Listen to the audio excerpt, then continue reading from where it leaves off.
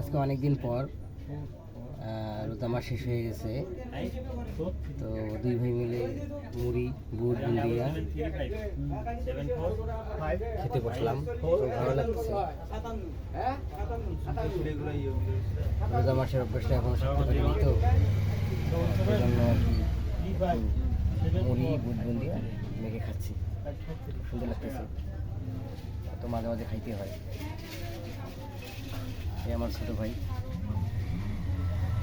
আর এদিকে আমার ছোট্ট একটা দোকান আছে।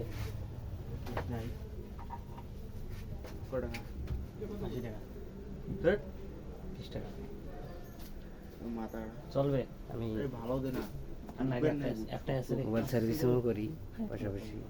এটা আমার পেশা, মোবাইল সার্ভিসিং করা আমার একটা পেশা।